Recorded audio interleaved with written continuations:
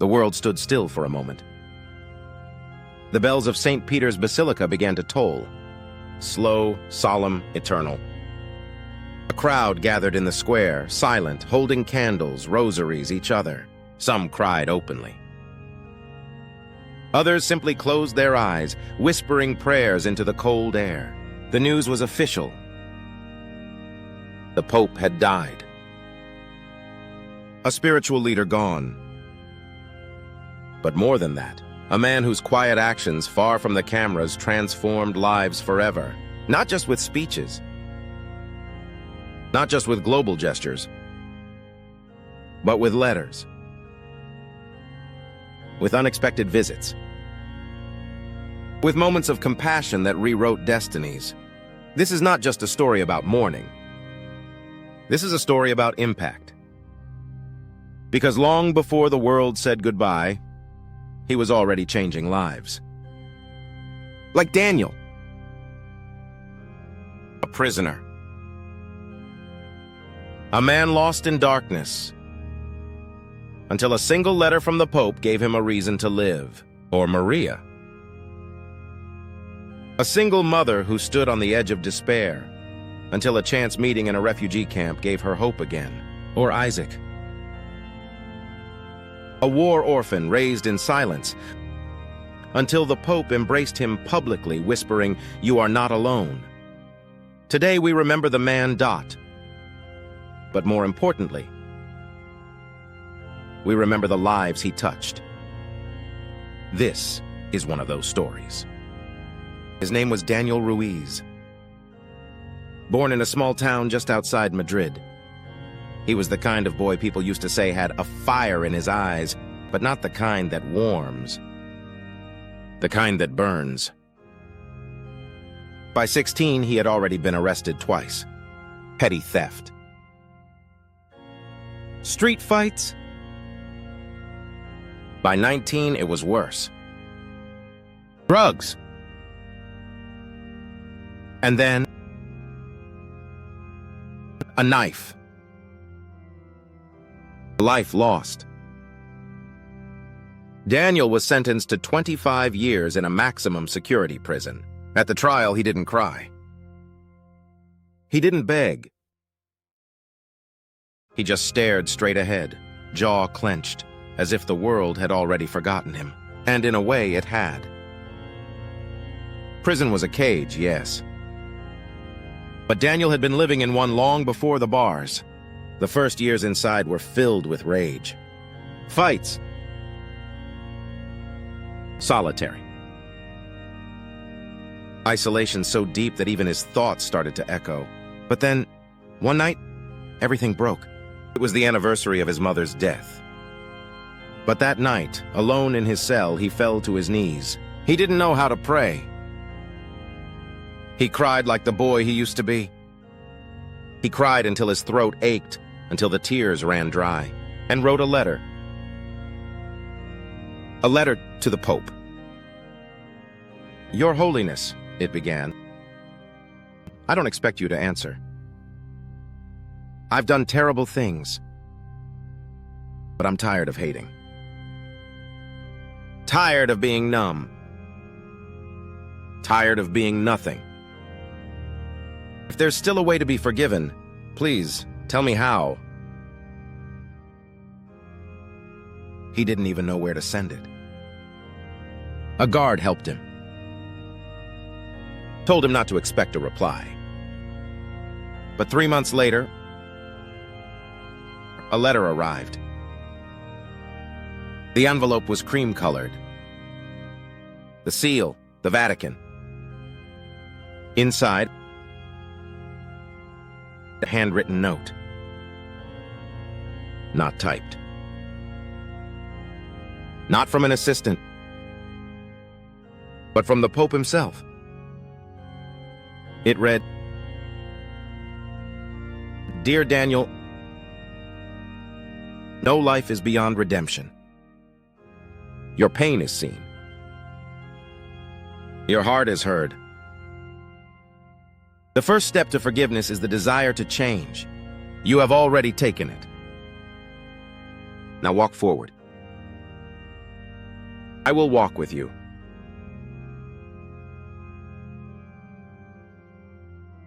Franciscus. Daniel read the letter over and over until he had it memorized.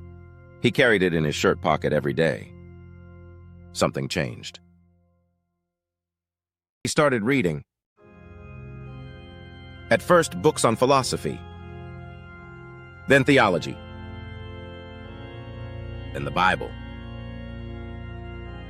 Then prison law. He enrolled in correspondence courses. He asked to see the prison chaplain. And for the first time in his life, he began to listen more than he spoke. His anger softened. His posture changed. He stopped fighting. Started helping. He began tutoring other inmates, translating letters for non-Spanish speakers, organizing small prayer groups. And after 9 years, a review board took notice. With the support of the prison staff, the chaplain, and even 2 former gang members who swore Daniel had changed their lives, his sentence was reduced. He walked out a free man at 38. But freedom didn't mean forgetting. It meant responsibility. Daniel never sought revenge on the world. He chose to repay it. He joined a seminary. He studied theology. Not to become a priest, he knew his past would limit him, but to understand forgiveness so he could offer it to others. He began working with youth centers, then prison ministries, then rehabilitation programs across Europe. His message was always the same. You are not the worst thing you've done. He carried the Pope's letter in a small frame. When asked about it, he would smile and say, "This wasn't just a reply, it was a door. I just had to walk through it." Today, Daniel speaks in schools, detention centers, even churches. He doesn't hide his past. He shares it. Because he believes that when you speak from a scar, not a wound. Her name was Elena. Born and raised in Florence, Italy. She was a devoted Catholic, a loving wife, and above all, a mother. Her daughter Chiara was her son. A bright, gentle girl who loved painting flowers and making her mother laugh with silly faces at dinner. But on an ordinary spring morning, everything shattered. Chiara, just 11 years old, was struck by a drunk driver while walking home from school. She died instantly. And Elena died in a different way. The funeral was filled with flowers, with prayers, with faces offering comfort. But inside her there was only silence.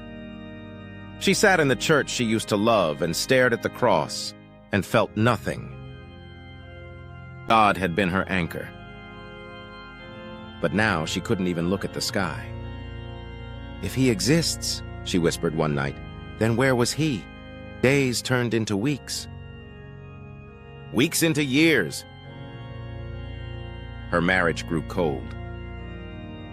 Friends stopped calling. She avoided churches, weddings, baptisms, anything that reminded her of what she lost. She stopped praying. Stopped hoping. Stopped living. Then, one day, by pure coincidence, or perhaps something more, a friend invited her to Rome. Not for faith. Just to get away. To breathe. Pope Francis was scheduled to speak in St. Peter's Square. Her friend wanted to go. Elena refused. But something in her heart tugged. She stood in the back of the crowd, arms crossed, guarded. She told herself she wouldn't listen. Wouldn't care. But then, the Pope spoke. Not with loud declarations or thundering authority, but with a softness, a deep sadness in his voice. He said, "To those who mourn, to the mothers who bury children, I do not offer answers. I offer my arms. My heart breaks with yours. God is not far away from your pain. He is inside it, crying with you."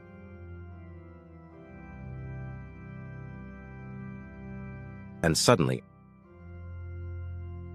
Elena couldn't breathe. The tears came without warning. Not quiet tears, but the kind that shake the body. The kind that had been waiting for years. She wept for Kiara. For herself.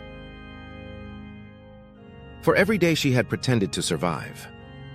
Strangers turned to her, offering tissues, hands on her back, no words needed. For the first time since the funeral, she prayed. Not because she believed again, but because she wanted to.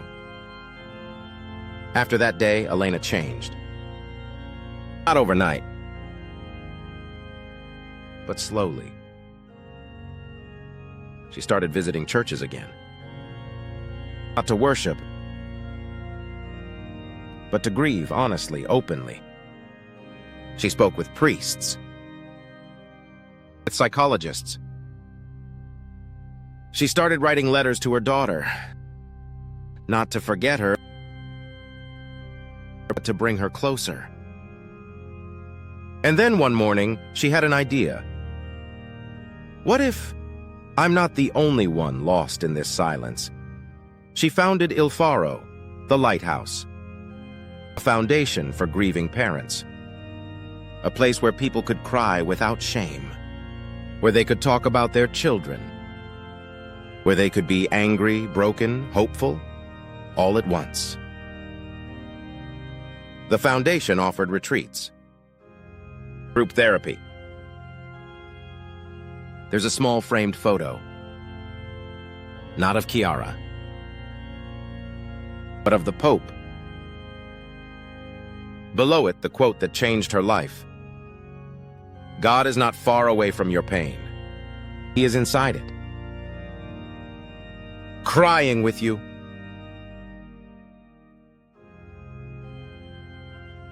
Elena doesn't say she found God again. She says God found her. In her silence. In her grief. In her daughter's absence. And in a stranger's voice who reminded her that faith doesn't erase pain, but it can carry it. Elena's journey reminded us that healing doesn't mean forgetting. It means remembering with love, not just pain. And while she found her way back through the weight of grief, others were lost in a different kind of suffering, one that hides behind lab coats, titles, and stethoscopes. This is the story of Isaac Monroe, a doctor who saved others every day, but couldn't save himself. Isaac Monroe was a brilliant physician, top of his class. The kind of doctor who made people feel safe just by walking into the room. He worked in one of New York's busiest hospitals. Long shifts. Sleepless nights. But he never complained. Because he believed medicine was a calling, not a job. But over time, something changed. He began to lose patients he thought he could save. Children. Young mothers. People with bright futures. He started to question everything. What's the point of all this knowledge? He once whispered to a nurse, if I still watch people die. The pandemic made it worse. ICUs were full. He saw more death in 2 years than some doctors see in a lifetime. He stopped sleeping. Stopped smiling.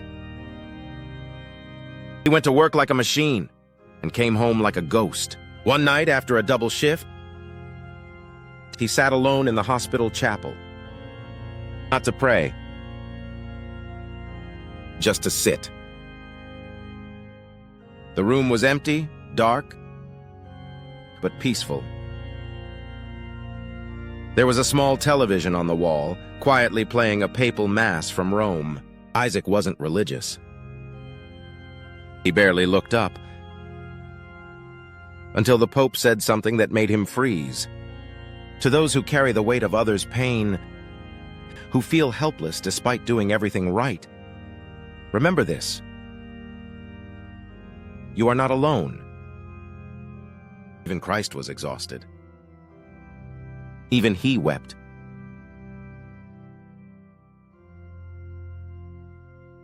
Isaac leaned forward. Those words, they spoke to something deep inside him. For the first time in years, he cried. Not just because he was tired, but because someone understood. It wasn't a sermon. It wasn't dogma. It was human. And that's what he needed. After that night, Isaac began to change. He didn't quit medicine. But he started seeing it differently. He took a sabbatical. Went to Rome. Not for faith, but for rest. While there, he attended a public audience with the Pope. Thousands were there. But something compelled him to write a letter. He didn't expect anything. He just wrote it to let go. He wrote about the hospital, the loss, the exhaustion, the guilt. He mailed it and went home. Weeks later, a package arrived. Inside was a simple handwritten note from Pope Francis. Dear Isaac, thank you for carrying the weight that so many cannot. Your pain matters. Your rest is holy. The world needs more doctors like you. Not perfect, but human.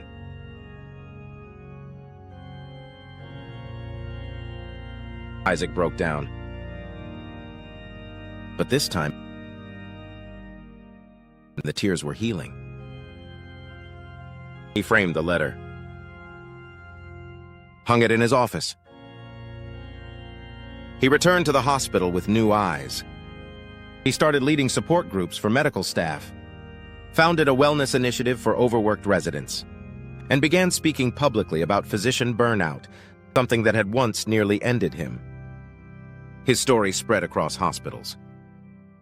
His speech, Even Christ Wept, was shared across medical schools. Isaac didn't find religion, but he found renewal. And in that, he found God. Not in a church, but in silence and rest, in words that reminded him he wasn't alone. Some stories are about dramatic miracles. Others are about quiet ones. A moment of stillness in a hospital chapel. A few lines on a page. Life brought back from the edge, not by medicine, but by mercy. Sometimes the measure of a life isn't found in the power it holds, but in the hearts it heals. From the cell of a prisoner to the tears of a grieving mother, the Pope's influence reached places few expected. But not every transformation happened through words alone. Some began with silence, with a quiet glance, a humble touch, or a single unexpected gesture. Our final story is about a boy on the edge of destruction, and how a moment he never could have planned changed the course of his life. This is the story of Mateo, a boy on the edge Mateo was just 15 when he ran away from home. Born in the outskirts of Sao Paulo, Brazil, he grew up in a broken home, a place where shouting was louder than laughter and survival came before school books. His father was absent. His mother overwhelmed. By the age of 10, he had already learned how to lie, steal, and disappear. By 12, he was running with a gang. By 13, carrying a knife. By 15, he'd already been arrested, twice. No one expected much from Mateo. The system treated him like a case number. His teachers had long given up. And he had stopped looking anyone in the eye. Why would he? Every adult he had ever trusted had either hurt him or left. But that year, 2013, the Pope visited Brazil for World Youth Day. The city buzzed with anticipation, security, excitement. Streets were filled with banners. Churches packed. Pilgrims from all over the world camped in public parks and sang songs under the stars. Mateo wasn't interested. He wasn't religious. He wasn't even curious. But on the third day of the Pope's visit, he heard that the pontiff would be visiting a juvenile detention center, not far from where he was held. It sounded like a joke. The Pope coming here? No one believed it. But the rumors turned out to be true. On that afternoon, the courtyard was swept.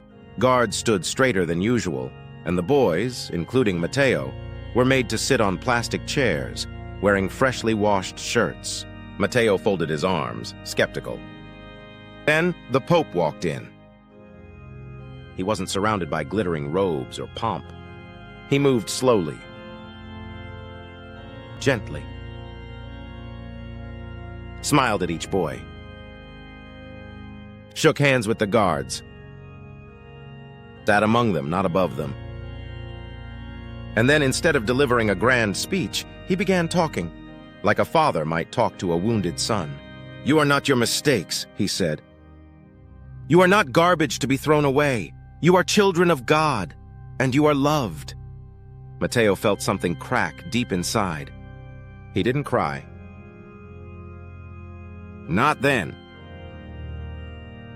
But when the Pope approached him, yes, him, and placed a hand on his shoulder, looked him directly in the eyes and whispered, "Dios no te ha olvidado." God has not forgotten you. Mateo's throat tightened. No one had touched him with that kind of care in years. No one had looked at him without judgment. He wanted to look away, but he couldn't. There was something in those eyes, something he couldn't name. That night, Mateo didn't sleep. The next morning, for the first time, he asked the staff for a Bible. Over the following months, he began reading. Not just the scriptures, but books about purpose, forgiveness, redemption. He enrolled in the center's literacy program, started tutoring younger boys. And when he was released 2 years later, instead of returning to the streets, he entered a seminary program for youth in recovery. Years later, Mateo stood in a church, not as a lost boy, but as a mentor. He helps at-risk teenagers find alternatives to gangs. He volunteers at detention centers. And every week, without fail, he visits the place where his life was changed. Not the seminary. Not the church. The courtyard. Where one man looked at him not as a criminal, but as someone still worth saving. Though he never spoke to the Pope again, Mateo says that moment lives in him every day. "He saw me," Mateo says. "Not who I was, but who I could become." The death of a figure like the Pope marks the end of an era. His influence, vast and global, resonated across borders, languages, and hearts. He was more than a religious leader. He was a voice for the voiceless, a beacon for the lost, and a light for those who sought guidance in their darkest moments. Yet even after his passing, his legacy continues to ripple through the lives of those he touched, far beyond what we may see on the surface. The stories of hope, redemption, and transformation that emerged from his words remind us that his mission was not confined to the walls of Vatican City, but reached every corner of the world. Now we look back at some of the most profound stories that began with a simple letter, a word of comfort, or a fleeting moment of connection. These are the stories of how one man, through his love and humility, changed lives forever. And today, we will share one of those stories with you. In the darkness of a prison cell, a young man named James sat alone. The harsh walls surrounding him were a constant reminder of the violent crimes he had committed. For years, James had been lost in his own rage and guilt, a man who had given up on himself and on the world. His days were long, filled with anger and regret. And yet in that isolation, something profound began to stir within him. One day, in a moment of desperation, James found himself writing a letter to Pope John Paul II. It wasn't a typical letter, not a request for leniency or a plea for sympathy. It was a raw and heartfelt message, a cry for help. He wrote about his pain, his guilt, and his yearning for redemption. He spoke of the life he had taken from others, the person he had once been, and the man he wished to become. "Please," he wrote, "I don't know how to find forgiveness. I don't know how to make things right. Can you help me?" James had no expectation of a reply. He simply needed to reach out, to put his heart into words. But what happened next was beyond anything he could have ever imagined. Several months later, James received an envelope addressed to him. It was from the Vatican. Trembling, he opened it, and to his shock, there was a handwritten letter from Pope John Paul II himself. The letter was short but powerful. It wasn't filled with religious doctrine or philosophical wisdom. It was simple, direct, and deeply compassionate. The Pope wrote that he understood James's pain, that he was not beyond redemption, and that through faith, he could start a new life. "You are not alone," the Pope had written. "There is always hope. There is always a path forward." James read the letter over and over again. For the first time in years, he felt seen. He felt understood. He felt as if perhaps he was worthy of a second chance. That letter became the turning point in James's life. He began to study theology in prison, devoting himself to understanding the deeper meaning of life, of faith, and of forgiveness. He spent years reflecting on his past actions and working to rebuild himself, not just as a prisoner, but as a human being. Through prayer, reflection, and study, he found peace. After his release, James didn't focus on his own future. Instead, he turned his attention to helping others who were struggling, just as he once had. He founded a program dedicated to the rehabilitation of former inmates, teaching them the value of redemption, personal responsibility, and, most importantly, forgiveness. James never forgot the Pope's words. They had given him the strength to become a different man, a man who now dedicated his life to healing others. And he would forever be grateful for the letter that had changed everything. In a world quick to label and dismiss, he chose to see, to believe, to reach. The Pope's legacy will be written in history books and honored in great halls. But the real testament of his life? It's in the quiet transformations. In the Daniels, in the Claires, in the Mateos, in all those who found hope in the places they least expected. And maybe that is the most divine message of all. Even the smallest gesture of love can change the entire course of a soul.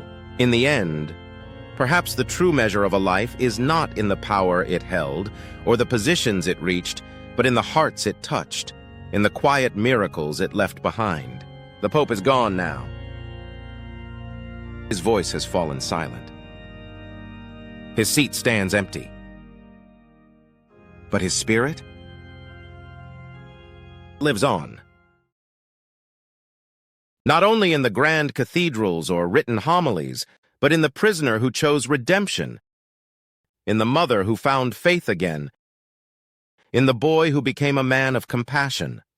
Because one act of kindness, one look, one word, one letter,